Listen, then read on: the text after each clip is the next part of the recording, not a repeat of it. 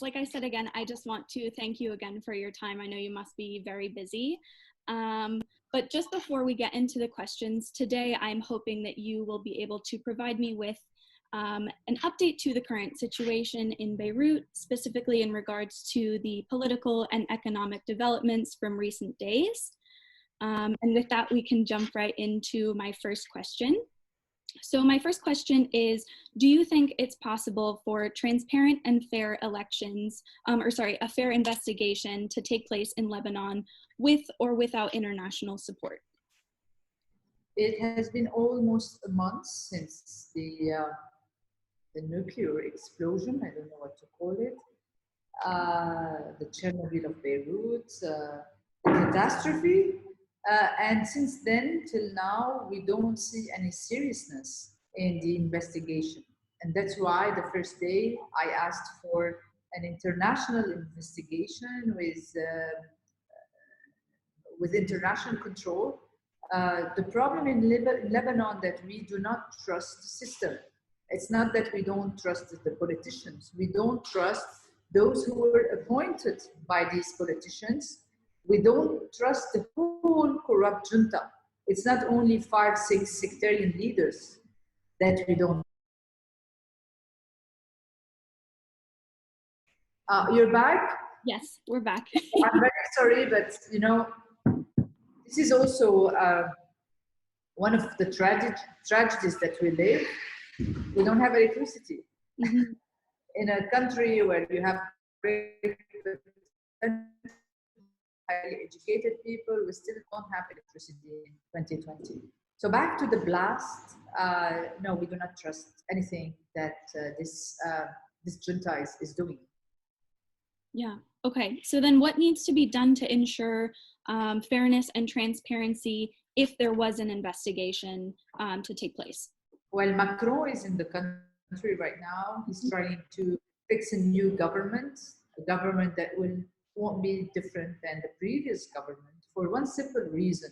The problem is not the government. The problem is those who are acting and ruling through the facade that is called a government. It's the 5, 6, or 7 leaders with their followers who are deciding everything and who are setting the agenda.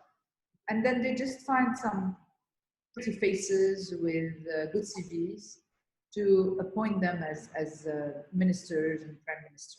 So this is happening again, and it will keep on happening because this junta is really concerned on any accountability. Because if anyone is going to ask them about the big failure that they turned this country into, they will investigate the wrongdoings, the stealing, the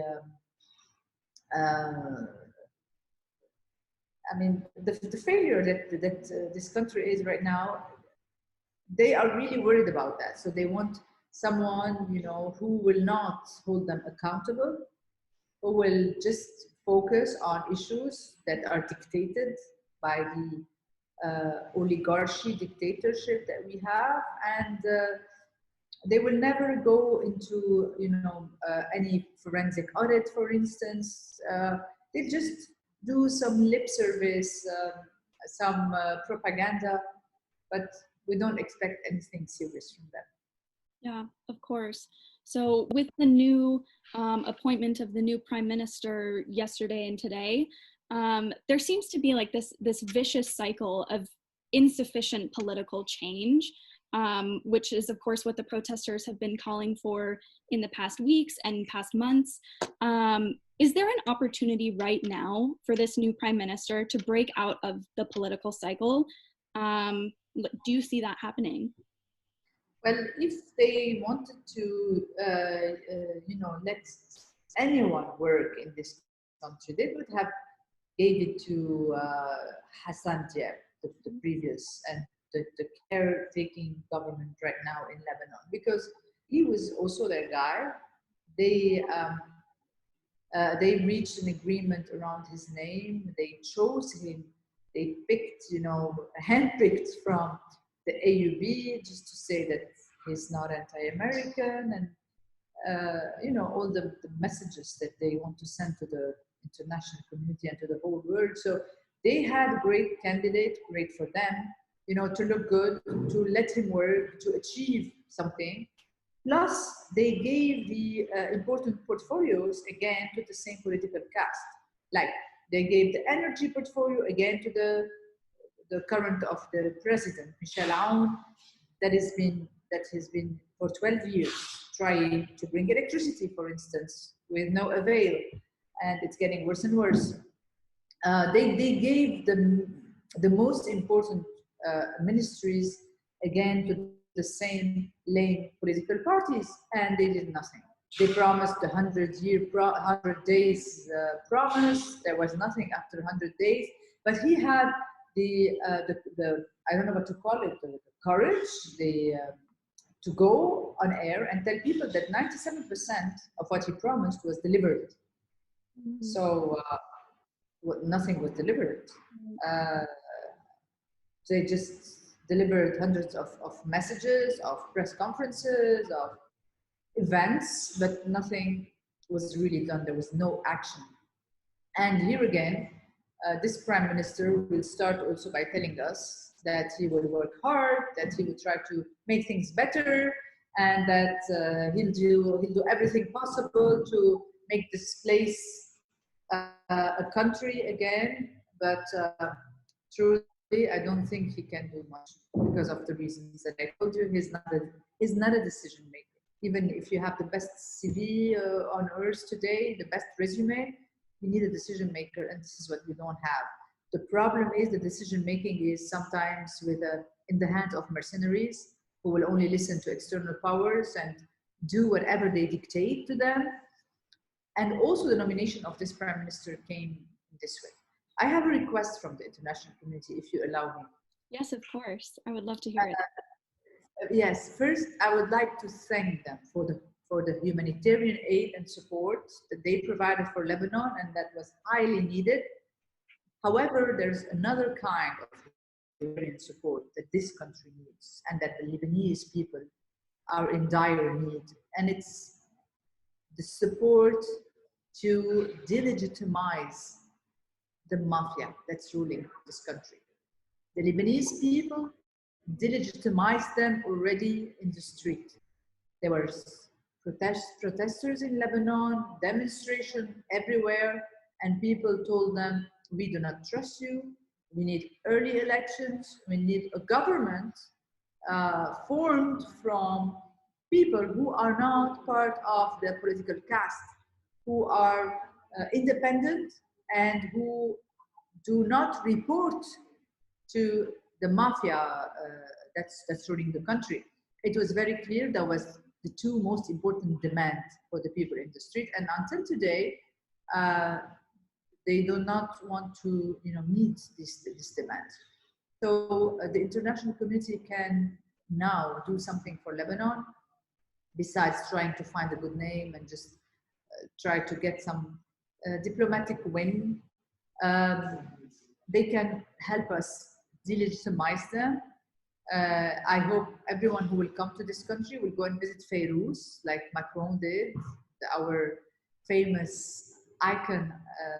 She's a great singer. She's a great Arabic Lebanese singer, and she represents our unity as people. I liked what Macron did. He went to see her first for anything else, and he planted a cedar that was nice and kind too. But then dealing with the mafia, that's for me, that's not in the best interest of the Lebanese people. And on the contrary, they want to gain time until the US elections, until they know if there will be 4 more years for Trump, or if there's another president, and how to reorganize politics around him. So we're in the fridge right now waiting for things to happen outside our borders. Meanwhile, it's failure after failure after failure, unfortunately. Wow. Yeah, that is, it's super powerful. And I hope that the international community will be able to step up and come and deliver on some of these requests that you have given. Yeah, so my next question is, I guess you talked on this a bit. Do you think that there is a political will for early elections?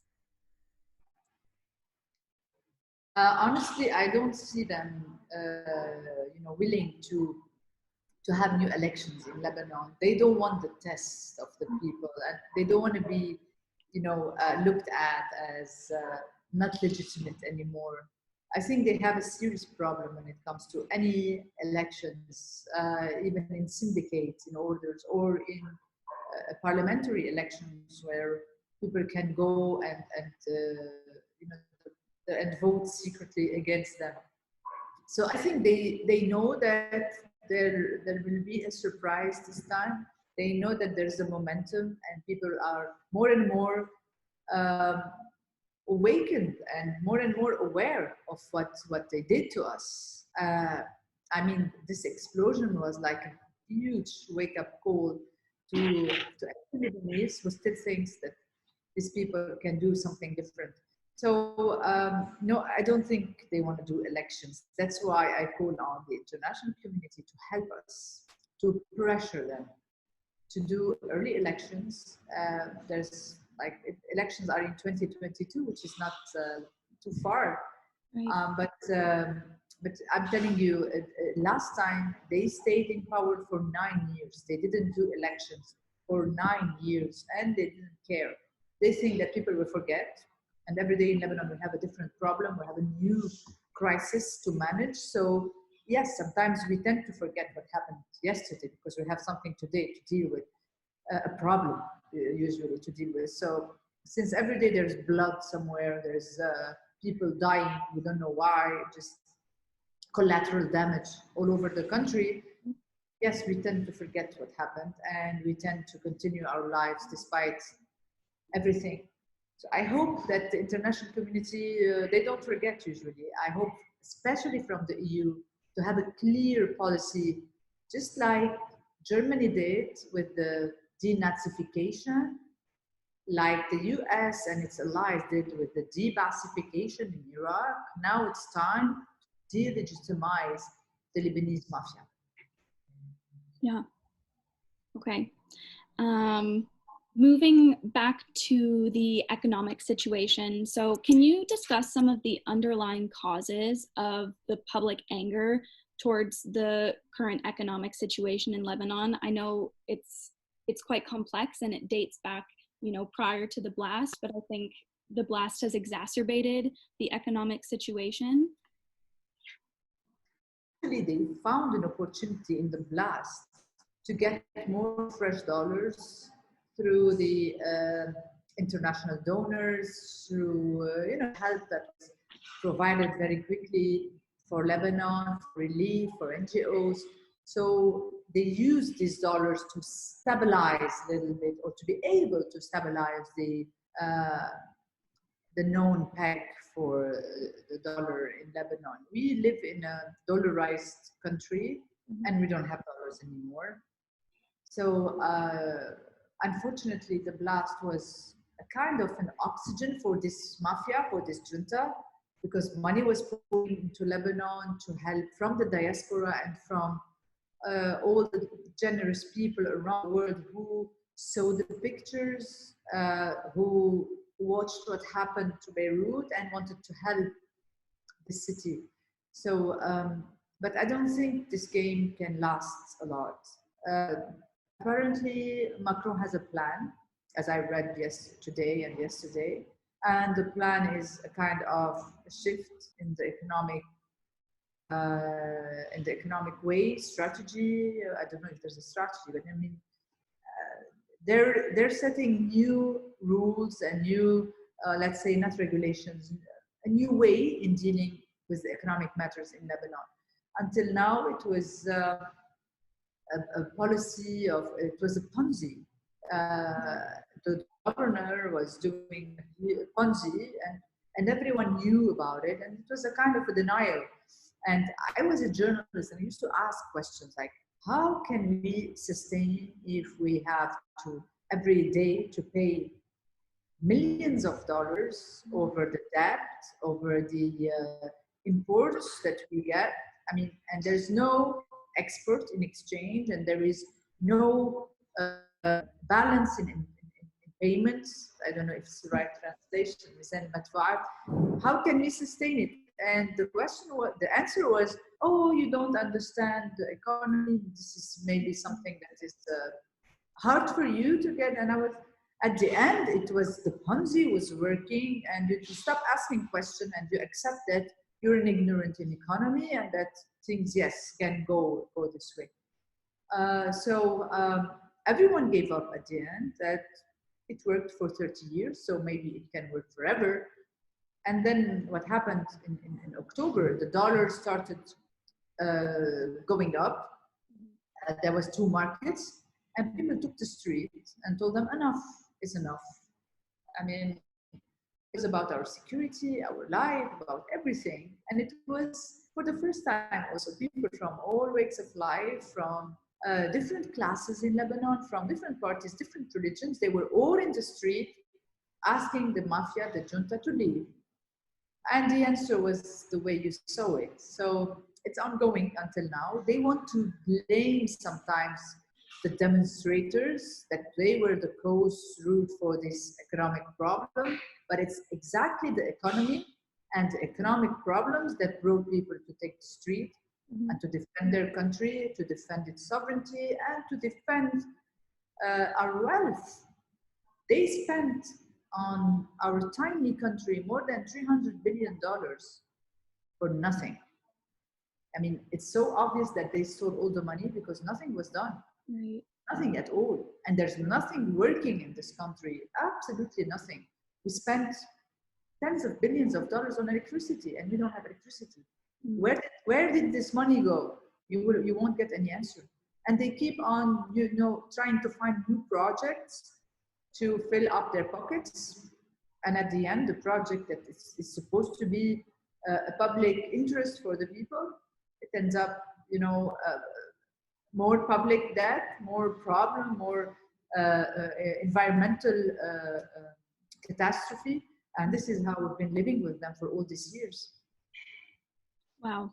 They have one weapon. They have one weapon until now that is still, unfortunately, selling, and it's sectarianism. This is their only way for survival, telling each one its constituency that he is sent by God Almighty to do what's the best for the sect. And all sects are living the same tragedy that we do. Yeah. Wow. Yeah, it's truly unbelievable. And seeing, I mean, the reaction of people, but yet that it has just continued for years and years and years it's just incredible, really. And it's, yeah, wow. Surreal.